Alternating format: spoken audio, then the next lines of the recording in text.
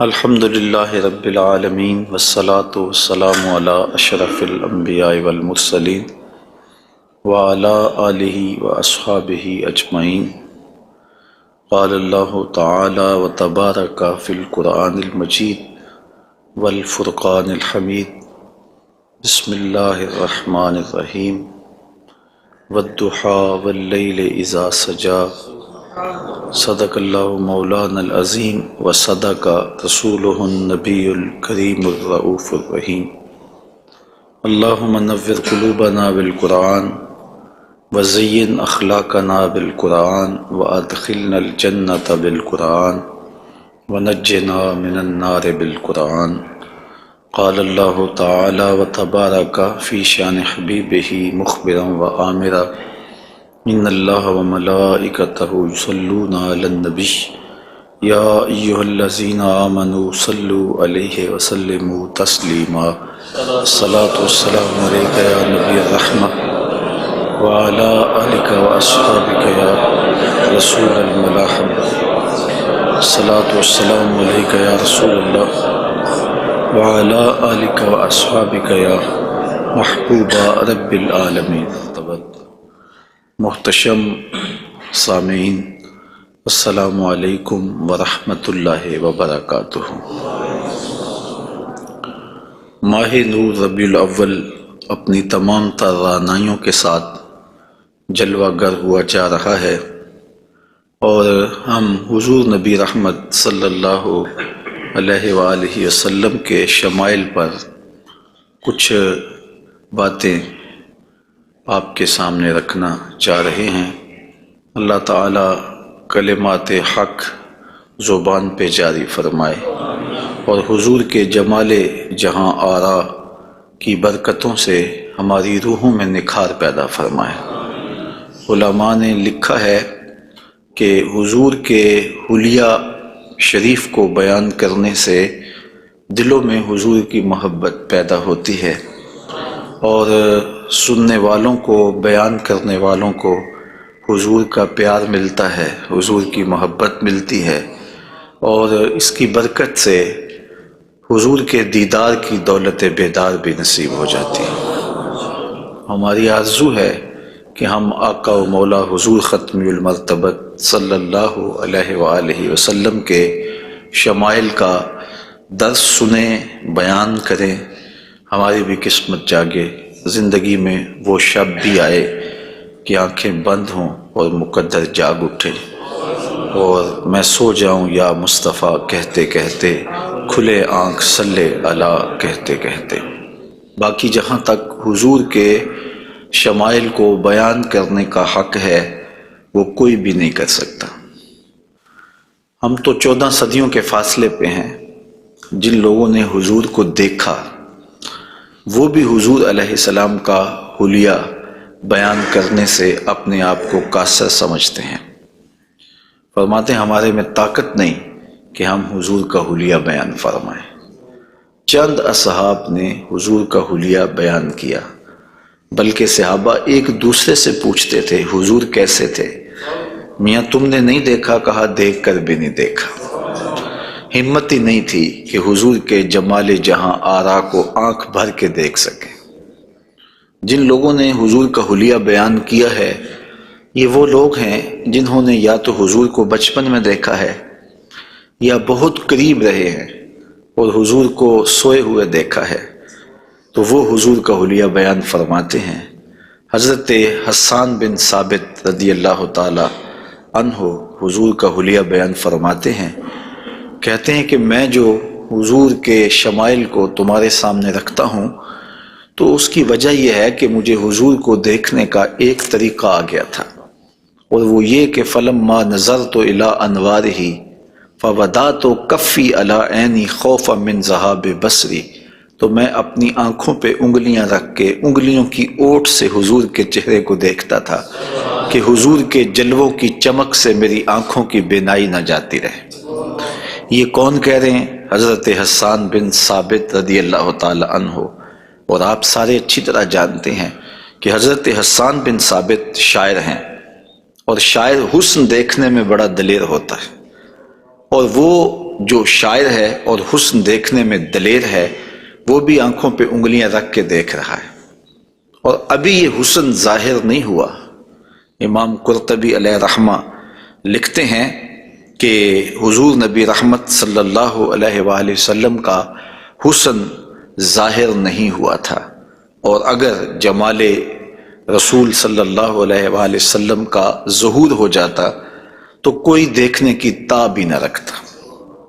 حضور کے جمال جہاں آرا پر 70,000 بشریت کے پردے رکھے گئے، لیکن اس چھپے ہوئے حسن کو بھی دیکھنے کی تاب نہیں ہے، اور اگر یہ حسن بے نقاب ہوتا تو کیا ہوتا؟ یہی بہتر ہے کہ وہ پردے میں روح پوش رہے، وہ اگر پردہ اٹھا دے تو کسے ہوش رہے۔ حضرت شاہ ولی اللہ محدث دہلوی علیہ رحمہ نے اپنے والد حضرت شاہ عبد الرحیم محدث دہلوی علیہ رحمہ سے روایت کیا ہے کہ میرے والد شاہ عبد الرحیم خواب میں حضور کی زیارت کی، اور یہ بات آپ اچھی طرح جانتے ہیں کہ جس نے حضور کو خواب میں دیکھا اس نے حضور کو ہی دیکھا۔ شیطان خواب میں آ کر بھی حضور کی مثل ہونے کا دعویٰ نہیں کر سکتا۔ تو خواب میں حضور کو دیکھا اور عرض کی، یا رسول اللہ صلی اللہ علیہ وسلم، آپ نے فرمایا ہے انا املہ و اخی یوسف اسبہ، میں نمکین حسن والا ہوں اور میرا بھائی یوسف میٹھے حسن والا تھا۔ وہاں تو زنان مصر کی انگلیاں کٹ گئیں، اور یہاں ایسا کوئی واقعہ پیش نہیں آیا، جبکہ حسن ملی حسن صبی کی نسبت زیادہ پرکشش ہوتا ہے، تو وہاں انگلیاں کٹ گئیں اور یہاں ایسا کوئی واقعہ پیش نہیں آیا، تو اس کی کیا وجہ ہے؟ تو حضور نے جو خواب میں جواب دیا وہ حضرت شاہ عبد الرحیم نے بیان فرمایا، اور شاہ ولی اللہ محدث دہلوی علیہ رحمہ نے در ثمین میں اس کو لکھا۔ آقا کریم نے فرمایا جمالی مستور عن اعین الناس غیرۃ من اللہ، اے عبد الرحیم، اللہ نے غیرت محبت کی وجہ سے میرے حسن کو لوگوں کی نظروں سے چھپا کے رکھا ہے۔ کوئی محب نہیں چاہتا کہ میرا محبوب کوئی دیکھے۔ قتیل شفائی نے کہا تھا نا، اس حد تلک بڑھ گئی ہے بے اعتمادی کہ تجھ کو تجھ سے بھی چھپانا چاہتا ہوں۔ وہ کہتا ہے میری تو آرزو یہ ہے کہ تو آئینہ بھی نہ دیکھے۔ تو محب کی غیرت ہوتی ہے کہ اس کے محبوب کو کوئی نہ دیکھے۔ تو کہا کہ میرے حسن کو لوگوں کی نظروں سے چھپا کے رکھا گیا ہے، اور اگر یہ حسن ظاہر کر دیا جاتا تو کوئی تاب نہ لا سکتا۔ تو یہ چھپے ہوئے حسن کا عالم ہے کہ دیکھنے والوں کو پھر بھی انگلیاں رکھ کے دیکھنا پڑتا ہے، اور اگر یہ بے نقاب ہوتا تو پھر کون تاب لا سکتا؟ مولانا حسن رضا اعلیٰ حضرت کے برادر محترم فرماتے ہیں وہ اگر جلوہ کریں کون تماشائی ہو۔ تو یہ وہ حسن ہے کہ جو تمام کا تمام ظاہر نہیں کیا گیا اور لوگوں کی نگاہوں سے پوشیدہ رکھا گیا، لیکن وہ بشریت کے پردوں کی اوٹ سے چھن چھن کے بھی اس قدر تابہ ہے کہ پوری کائنات کے اندر رنگ اسی حسن کے جھلکتے دکھائی دیتے ہیں، اور ہر طرف اسی کے انوار پھیلے ہوئے نظر آتے ہیں۔ تو حضور کے حسن کا بیان، حضور کے حسن کا ذکر اگرچہ انسانی استطاعت میں نہیں ہے اور اس کے بس میں نہیں ہے، لیکن اس کے باوجود صحابہ کے دور سے لے کر آج تک لوگوں کا یہ محبوب موضوع رہا ہے کہ وہ حضور علیہ السلام کے حسن کا ذکر کر کے اپنے قلب کی تسکین کا ساماں کرتے ہیں۔ علماء نے یہ بھی لکھا ہے کہ جو شخص حضور کے حسن کو بیان کرے لوگوں کے دلوں میں اس کے لیے پیار پیدا ہو جاتا ہے۔ آج ہر شخص چاہتا ہے کہ میں ہر دل عزیز ہو جاؤں، تو یہ سادہ سا نسخہ ہے کہ کائنات میں حضور کے حسن کے تذکرے کیا کرو، دنیا تم سے پیار کرنے لگ جائے گی۔ تم محبوب الخلائق بن جاؤ گے اگر تم اس محبوب دو عالم کے حسن کو لوگوں کی نظروں کے سامنے بیان کرو گے۔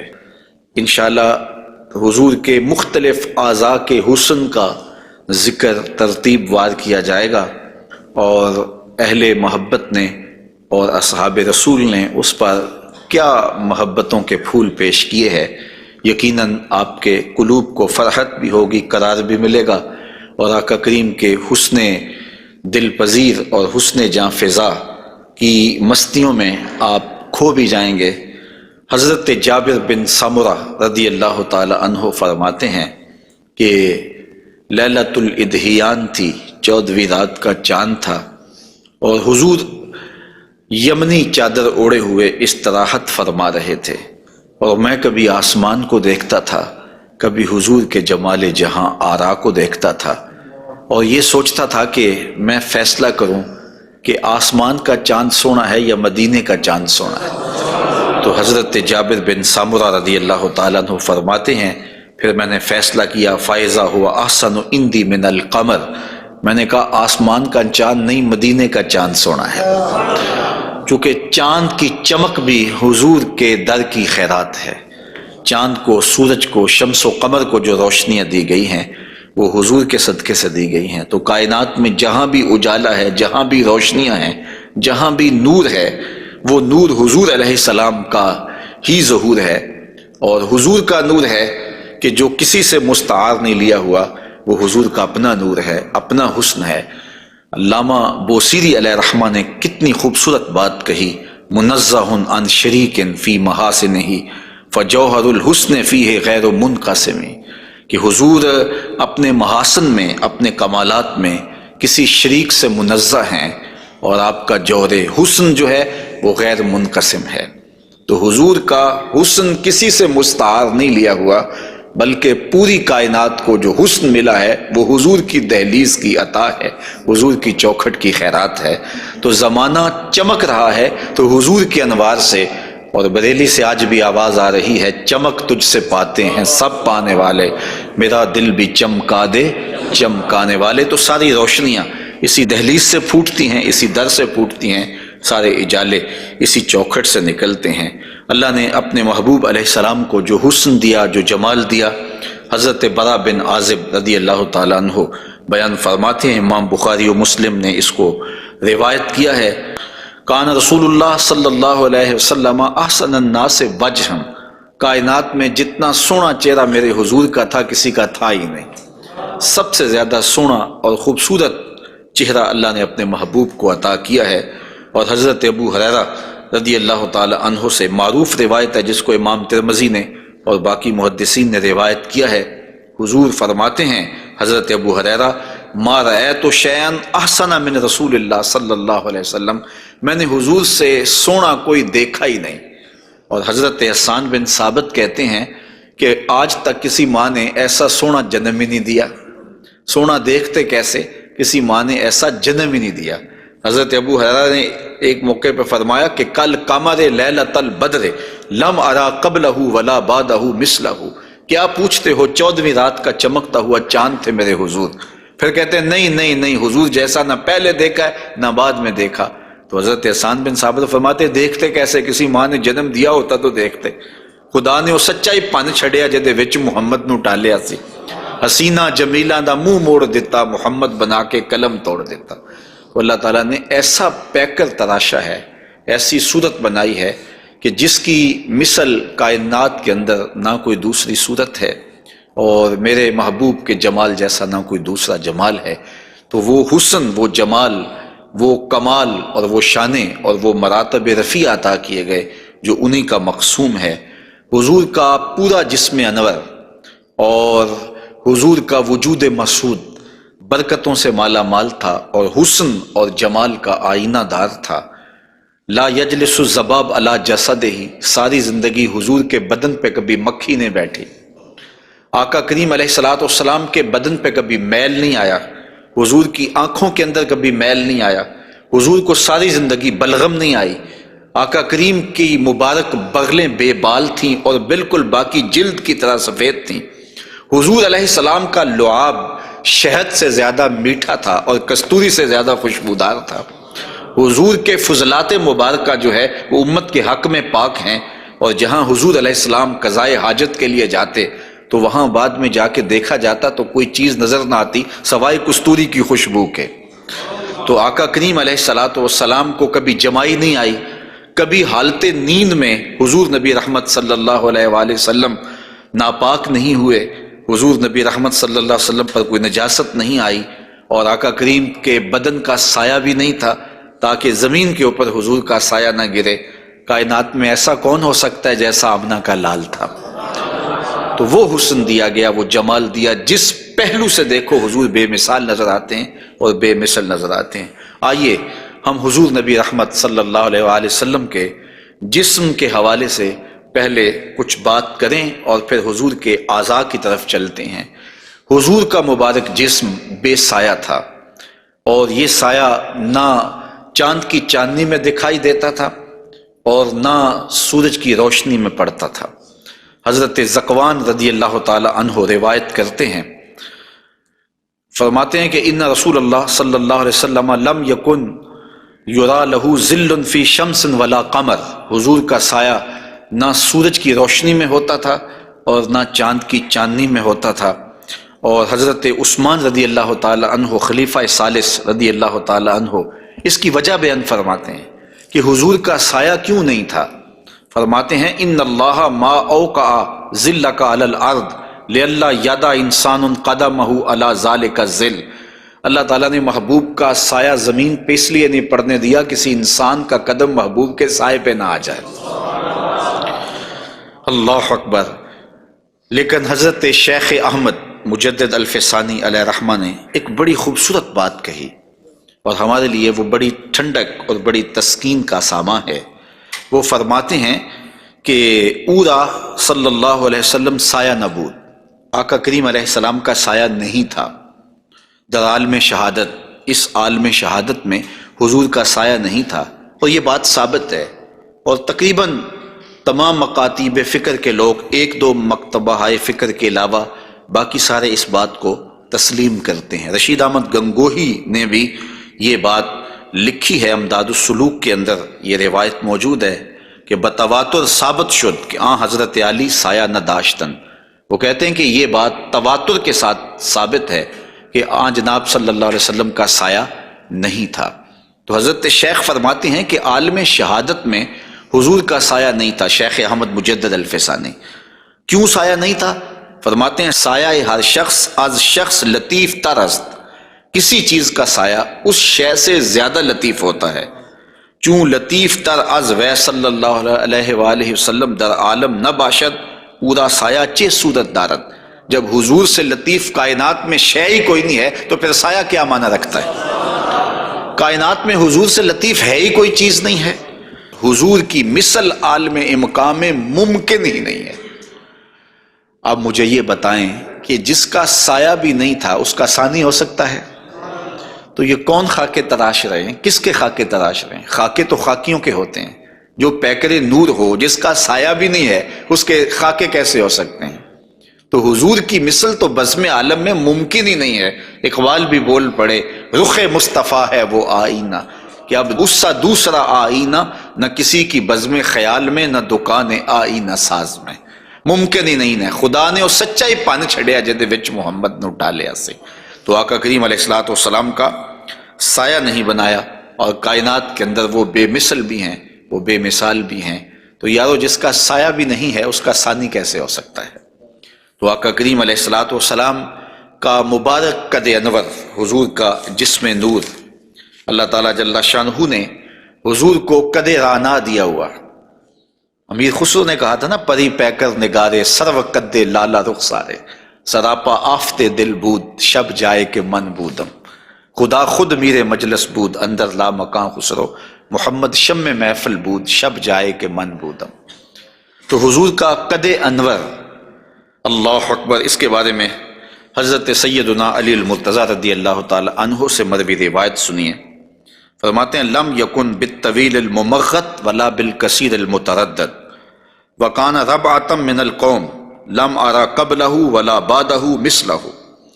فرمایا کہ حضور علیہ السلام کا قد لمبا بھی نہیں تھا، حضور پست قامت بھی نہیں تھے، حضور درمیانی قد و قامت کے حامل تھے۔ پھر آگے کہتے ہیں نہیں حضور جیسا نہ پہلے دیکھا نہ بعد میں دیکھا۔ اور حضرت انس رضی اللہ تعالیٰ عنہ فرماتے ہیں کان رسول اللہ صلی اللہ علیہ وسلم لیس بالذاہب طولا وفوق الربا اذا جامع القوم غمرہم۔ فرماتے ہیں حضور پست قامت نہیں تھے، حضور درمیانی قد و قامت کے تھے۔ پھر کہتے ہیں نہیں، درمیانی قد و قامت سے بھی اٹھتا ہوا حضور کا قد تھا، یعنی قد اتنا لمبا نہیں تھا کہ بہت لمبا قد بھی اچھا نہیں لگتا اور پست قامتی بھی عیب ہے، تو درمیانہ قد ہونا یہ حسن ہے، لیکن درمیانے سے بھی کچھ اٹھتا ہوا یہ مزید حسن ہے، اور یہ اللہ نے اپنے محبوب کو قد دیا تھا۔ لیکن اس کے ساتھ یہ شان تھی کہ لمبے لمبے قد والے لوگ موجود ہوتے اور حضور بھی ان میں موجود ہوتے۔ اذا جامع القوم غمرہم، جب حضور تشریف فرما ہوتے تو حضور سب سے اونچے دکھائی دیتے۔ قد درمیانہ تھا لیکن دکھائی اونچے دیتے۔ علماء نے اس کی تشریح میں لکھا ہے کہ حضور علیہ السلام کا یہ معجزہ تھا، یہ شان تھی، یہ نبوی وجاہت تھی کہ حضور سب سے اونچے دکھائی دیتے تھے۔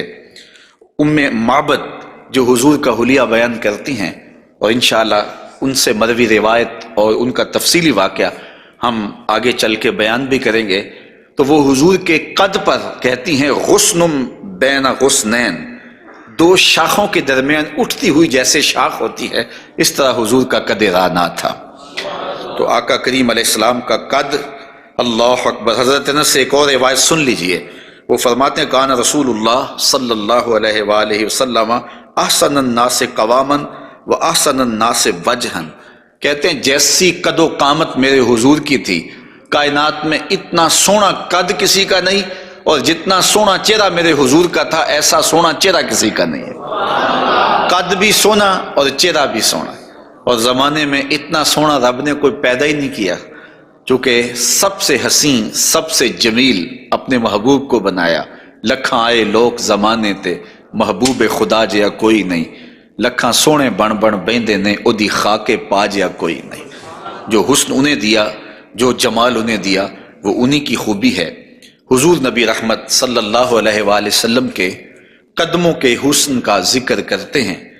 حضرت نبی رحمت صلی اللہ علیہ وآلہ وسلم کے مبارک قدموں کی جو ہتھیلیاں تھیں وہ پرگوشت تھیں، اور انگلیاں قوی بھی تھیں، مضبوط تھیں اور خوشنما تھیں، اور مبارک تلوے گہرے تھے اور صاف تھے، نرم تھے اور چکنے تھے۔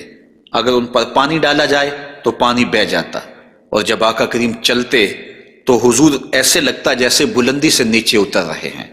وقار کے ساتھ حضور قدم زور کے ساتھ اٹھاتے اور وقار کے ساتھ آگے بڑھاتے، اور یوں محسوس ہوتا کہ جس طرح بلندی سے حضور نیچے کی طرف آ رہے ہیں۔ آقا کریم علیہ السلام بہت تیز چلتے نہیں تھے، لیکن ایسے لگتا تھا جس طرح زمین حضور کے لیے لپیٹ دی گئی ہے، اور اگر لوگ حضور کے ساتھ چلنا چاہتے تو حضور کے ساتھ چل نہیں سکتے تھے۔ اللہ نے اپنے محبوب کو وہ رفتار عطا فرمائی۔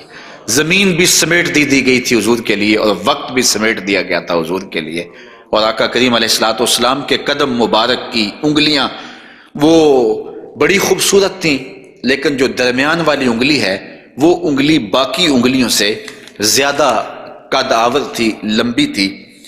آئیے ذرا اس انگلی کا حال حضرت میمونہ بنت کردم رضی اللہ تعالی عنہا سے سنیے۔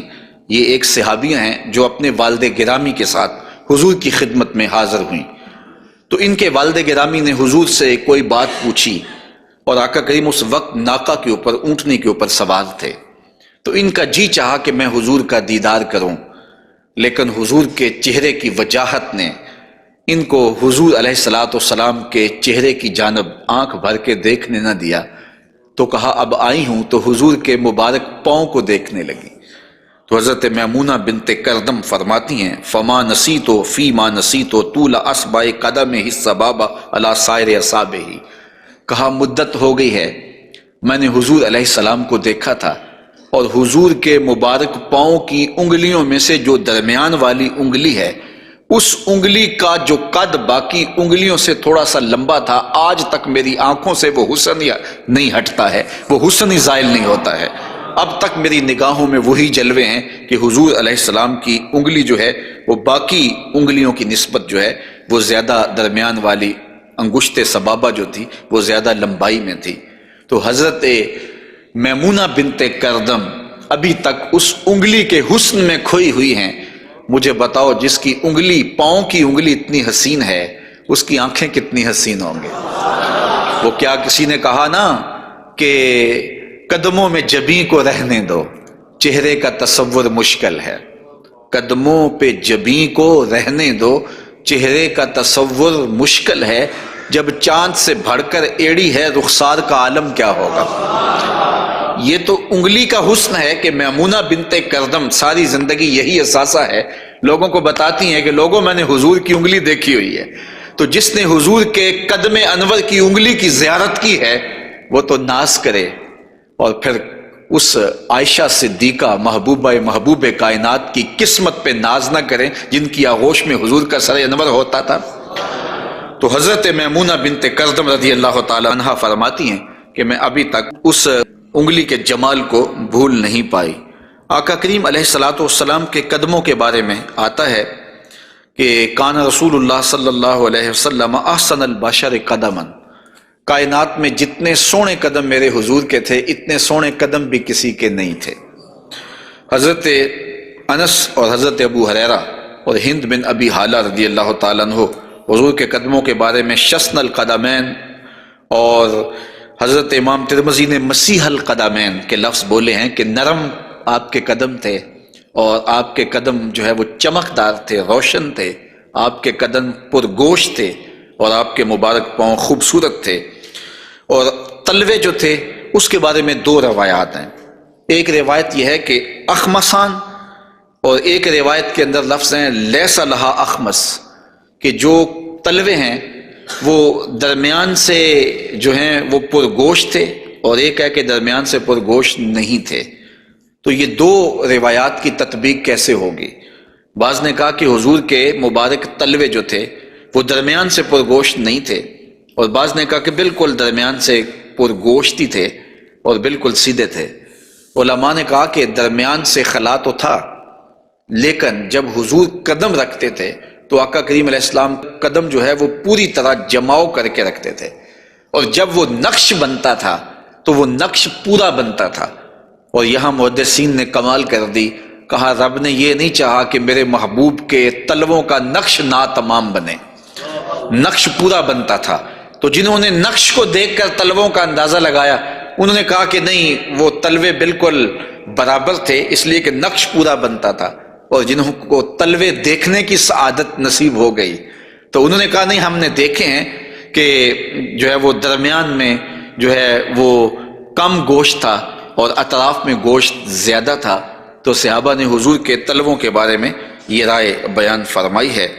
حضرت ابو ہریرہ رضی اللہ تعالی عنہ فرماتے ہیں انہ صلی اللہ علیہ وسلم کان اذا مشى علی الصخر غاصت قدماہ فیہ، جب کبھی آپ ننگے پاؤں چلتے کسی پتھر کے اوپر، کسی چٹان کے اوپر، تو وہ چٹان اور پتھر حضور کے لیے نرم ہو جاتے، اور آقا کریم علیہ السلام کے مبارک قدم جو ہے اس پتھر کے اندر جو ہے وہ دنس جاتے اور نشان بن جاتے۔ جس طرح مقام ابراہیم پہ آپ دیکھ سکتے ہیں کہ حضرت اسماعیل علیہ السلام کے قدموں کے نشانات اس پتھر نے محفوظ کر لیے، تو یہ پتھر جن پتھروں پہ حضور چلتے تھے وہ اپنی چھاتی پہ حضور کے تلووں کے نشان محفوظ کر لیتے تھے۔ سلطان قاتبائی نے باقاعدہ ایک ایسا پتھر جس پر حضور کے قدموں کے نشانات موجود تھے وہ 20,000 دینار میں اس زمانے میں خریدا، اور خرید کے ساری زندگی اپنے پاس رکھا، اور مرنے سے قبل وصیت کی کہ جب میں مر جاؤں تو یہ پتھر میری قبر کے سرہانے لگانا۔ علامہ خفاجی علیہ رحمہ نسیم الریاض میں لکھتے ہیں کہ وہ پتھر آج بھی ان کی قبر کے سرہانے پہ لگا ہوا ہے، اور لوگ اس کو اپنے لیے اعزاز سمجھتے تھے، اور یہ وہ قدم ہیں کہ جہاں آتے اس جگہ کی قسمت جاگ پڑتی۔ یہ قدم اور یہ مبارک تلوے یہ تو عرش نے بھی چومے ہیں نا۔ اعلیٰ حضرت نے کیا خوب کہا، زہ عزت و اطلاع محمد، کہ ہے عرش حق زیر پائے محمد، کہ عرش حق حضور کے قدموں کے تلے تھا، اور یہ تلوے وہاں عرش الہی پہ لگے ہیں، اور یہ وہی تلوے ہیں جو حضرت جبریل امین کو چومنے کی سعادت بھی ملی ہے۔ جب معراج کی شب حاضر ہوئے تو محبوب استراحت کر رہے تھے، تو جبریل عرض گزار ہوئے کہ محبوب تیرا نبی تو سویا ہے، تو آواز آئی یا جبریلو قبل قدمہ، میرے محبوب کے قدم چوم لے۔ تو جبریل امین نے حضور کے قدم چوم لیے، تو پھر کیا لطف آیا ہوگا۔ کسی نے تصور میں جبریل سے پوچھا کہ حضور کے قدم چومے تھے، تلیاں چومی تھیں، تو بتا کیا کیف ملا؟ تو اس نے زبان حال سے کہا، نہ جنت کی کلیوں میں دیکھا مزہ جو محمد کی تلیوں میں دیکھا۔ حضور علیہ السلام کے مبارک قدم جہاں پڑتے وہاں رحمتیں اور برکتیں ہی نازل ہوتی۔ ذی المجاز کی منڈی میں اپنے چچا کے ساتھ حضرت علی المرتضیٰ رضی اللہ تعالیٰ عنہ کے والد جناب ابو طالب کے ساتھ حضور جا رہے تھے۔ انہوں نے کہا کہ مجھے تو بڑی سخت پیاس لگی ہے۔ تو آقا کریم علیہ الصلوۃ والسلام نے سواری سے اتر کے زمین پر زور سے اپنا پاؤں مارا، تو جب آپ نے پاؤں مارا تو چشمہ پھوٹ پڑا، اور اپنے چچا سے کہا کہ یہاں پانی پی لیجیے گا۔ اور حضور علیہ الصلوۃ والسلام کی مبارک ایڑیاں جو ہیں ان کے بارے میں ہے کہ وہ کم گوشت تھیں، ان پر زیادہ گوشت نہیں تھا، اور آقا کریم علیہ الصلوۃ والسلام اس ایڑی کو بھی جہاں لگاتے وہاں حالات رحمتوں بھرے ہو جاتے۔ حضرت جابر رضی اللہ تعالی عنہ کا اونٹ تھا، ایک سفر میں وہ حضور کے ساتھ تھے کہ وہ تھک گیا اور اس سے چلا نہیں جاتا۔ حضور کی سواری گزری تو انہوں نے عرض کی، یا رسول اللہ صلی اللہ علیہ وسلم، یہ میرا اونٹ ہے اور تھک گیا ہے اور میں قافلے کے ساتھ کیسے سفر کر سکتا ہوں؟ تو آقا کریم علیہ السلام نے اپنی ایڑی سے اس کو ٹھوکر لگائی، فناشطا حتی کانا لا یملک زمامہ، وہ اتنا تیز ہوا کہ پھر اس کی باگ سنبھالی نہیں جاتی تھی۔ کچھ عرصے کے بعد حضور حضرت جابر سے پھر ملے اور حضور نے پوچھا کہ وہ تمہارے اونٹ کا کیا بنا؟ تو انہوں نے کہا، بخیرن قد اصابت ہو برکتوں کا، حضور آپ کی برکت کی وجہ سے اب خیر ہی ہو گئی ہے۔ تو وہ تو اب سنبھالا نہیں جاتا ہے اور اتنا سری و رفتار ہو گیا ہے۔ اور یہ بات آپ کبھی بھی بھول نہیں سکتے ہیں کہ حضور احد پہ تشریف لے گئے تھے، تو وہ حضور کے آنے کی خوشی میں جھوم اٹھا تھا، تو حضور نے ایڑی ہی ماری تھی، زور کے ساتھ ایڑی لگاتے ہوئے حضور نے کہا، فَضَرَبَهُ بِرِجْلِهِ فَقَالَ اُثْبُتْ، حضور نے کہا کہ اے احد رک جا، تو جھوم رہا ہے جانتا نہیں، فَإِنَّمَا عَلَيْكَ نَبِيٌّ وَصِدِّيقٌ وَشَهِيدَانِ، تیرے اوپر ایک اللہ کا نبی ہے، ایک صدیق ہے اور دو شہید ہیں۔ اور پھر فوراً اس کا زلزلہ تھم گیا۔ اعلیٰ حضرت بولے، ایک ٹھوکر سے احد کا زلزلہ جاتا رہا، رکھتی ہیں کتنا وقار اللہ اکبر ایڑیاں۔ تو یہ حضور علیہ الصلوۃ والسلام کے مبارک قدم تھے کہ جن کی برکات زمانے کو نصیب ہوئی، اور یہ وہ قدم تھے جنہیں چوم لینا صحابہ اپنے لیے سعادت سمجھتے تھے۔ حضرت ذرا وفد عبد القیس میں آئے تو پھر انہوں نے حضور کی خدمت میں عرض کی کہ ہم آپ کے قدم اور آپ کے ہاتھ چومنا چاہتے ہیں، اور وہ آگے بڑھے۔ وہ خود فرماتے ہیں، فَنُقُبِّلُ یَدَ رسول اللہ صلی اللہ علیہ وسلم وَرِجْلَهُ، ہم نے حضور علیہ الصلوۃ والسلام کے ہاتھ بھی چومے، ہم نے حضور کے پاؤں بھی چومے۔ حضرت صہیب رضی اللہ تعالی عنہ فرماتے ہیں کہ رأیت علیٰ یقبل ید العباس ورجلہ، میں نے دیکھا کہ حضرت علی اپنے چچا عباس کے ہاتھ بھی چومتے تھے اور پاؤں بھی چومتے تھے۔ اور یہ کیوں چومتے تھے؟ اس کی وجہ ایک دیگر حدیث میں حضرت ثابت رضی اللہ تعالی عنہ حضرت انس کے پاس آئے، اور انہوں نے آ کے حضرت انس سے پوچھا، کیا تم نے اس ہاتھ کو حضور کے ہاتھ سے مس کیا ہوا ہے؟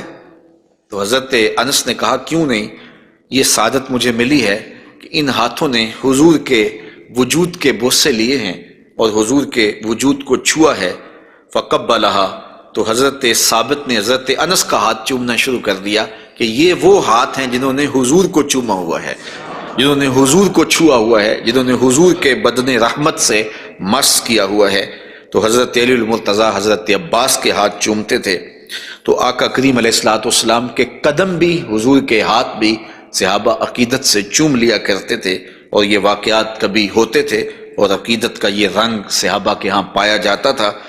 حضور نبی رحمت صلی اللہ علیہ وآلہ وسلم وہ قدم جو برکتوں کے لیے، رحمتوں کے لیے اگر کسی اونٹ پہ لگتے ہیں تو وہ تیز ہو جاتا ہے، اور اگر زمین پہ مارتے ہیں تو چشمہ پھوٹ پڑتا ہے، اور اگر پہاڑ پہ لگاتے ہیں تو اس کا زلزلہ رک جاتا ہے۔ ان قدموں پہ کھڑے ہو کے ساری رات عبادت میں گزار دیتے ہیں، حتیٰ تتورم قدماہ، یہاں تک کہ حضور کے مبارک قدم سوج جاتے ہیں اور اللہ کے یوں شکر گزار بندے بن کے اپنی زندگی حضور گزارتے ہیں۔ تو آقا کریم علیہ الصلوۃ والسلام کے مبارک قدم خوبصورت تھے اور اس کی تلیاں بھی خوبصورت تھیں، قدموں کا حسن بے مثال تھا۔ اور آقا کریم علیہ السلام کی پنڈلیوں کے بارے میں، حضور کی پنڈلیوں کے بارے میں حضرت جابر بن سامرہ رضی اللہ تعالی عنہ سے مروی ایک روایت سنیے۔